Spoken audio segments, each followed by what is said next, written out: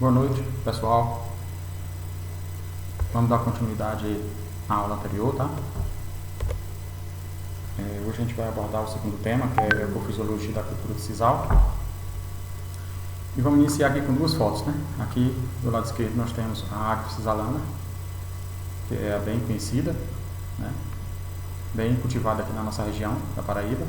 E temos aqui o híbrido 11648. De cara, olhando para as duas, já dá para notar a diferença, né?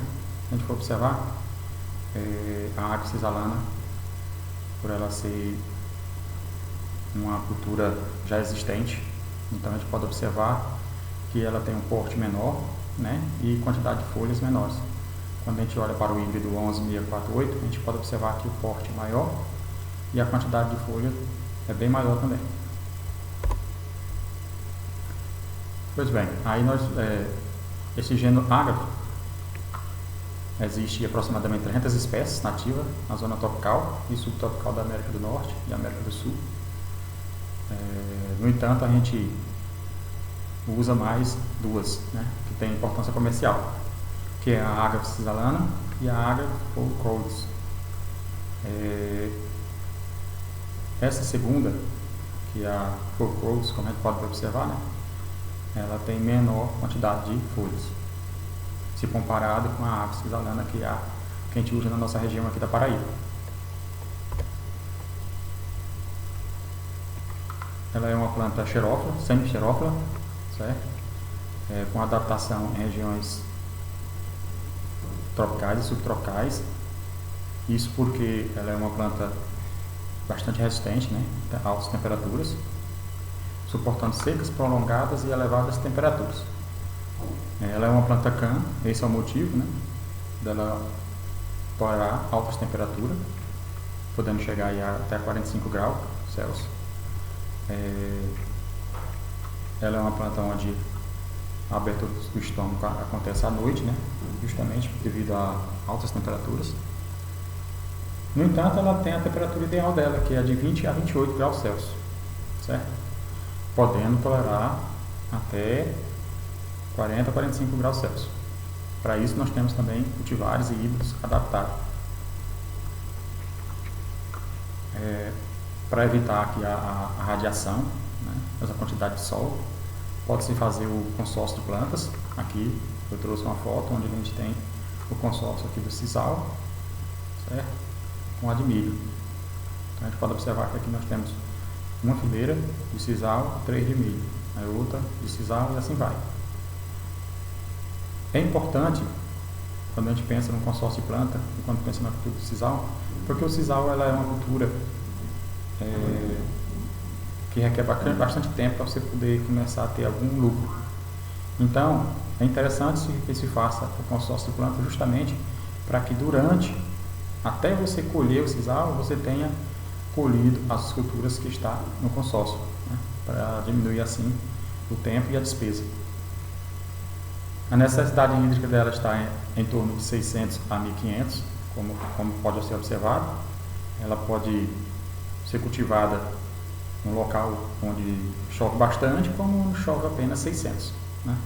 Ou seja, em regiões aí como a nossa, que é tropical, principalmente na minha região que é Picos, ela chega aí 600 a 800, né, mililitros. Então é possível cultivar essa cultura.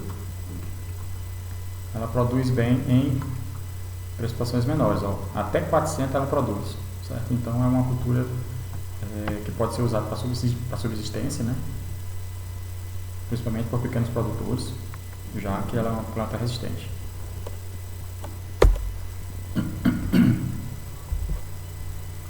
O solo, preferencialmente, é silício arenoso, né, de preferência solto, permeável e profundo. Profundo justamente, que a gente viu na aula passada, né, e é um tipo de planta que tem 2 tipos de raízes, certo? No entanto, elas penetram bem o solo. Fertilidade média, de preferência. É uma planta calcítica, necessita de solos levemente ácidos ou calcíticos.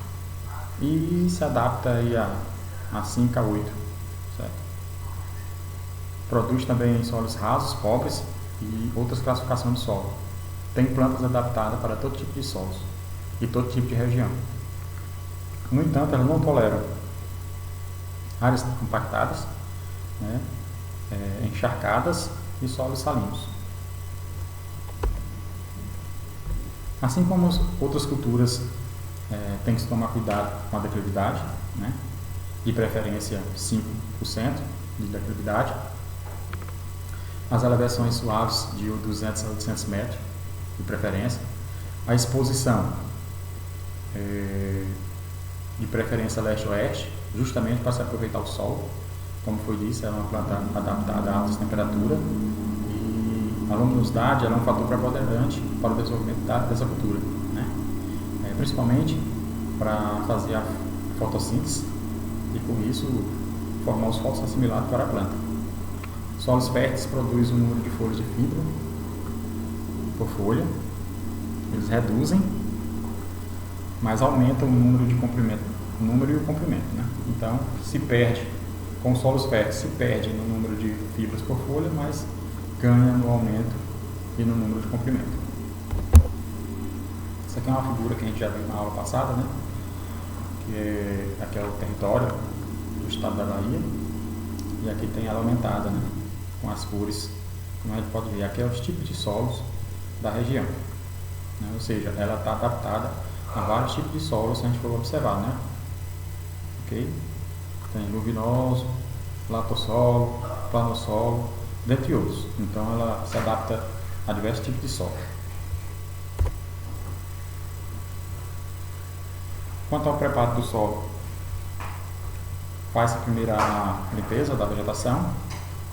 O material vegetal residual, né, você pode se aproveitar, podendo ser enleirado em curva de nível, o qual poderá atuar como uma barreira à erosão. A aração e a gradagem utiliza-se respectivamente o arado de disco e a grade pesada. Isso porque a pretensão é de obter quanto mais profundo melhor, né, para poder fazer o plantio. A operação deve ser complementada com a gradagem mais leve, isso para poder deixar a parte superficial um pouco solta.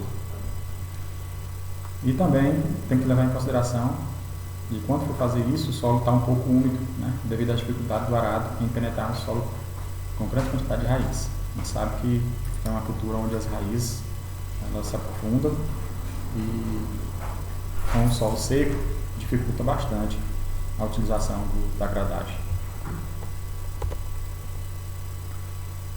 Quanto à conservação do solo, a condição topográfica e de textura do solo são fatores importantes, né? A gente sabe que, dependendo da topografia e da textura, o manejo do solo deve ser feito de forma diferente. Tudo está atrelado às condições topográficas e à textura do solo. Além desses cuidados, recomendo-se também a adoção de práticas conservacionistas, tais como plantio em curva de nível, principalmente em locais que a gente sabe que a declividade é maior que 5%, né? Que não é recomendado, mas se caso necessite, que se faça o plantio em curva de nível, de acordo com a declividade da área. E ficamos por aqui e até a próxima aula. Boa noite a todos. Muito obrigado.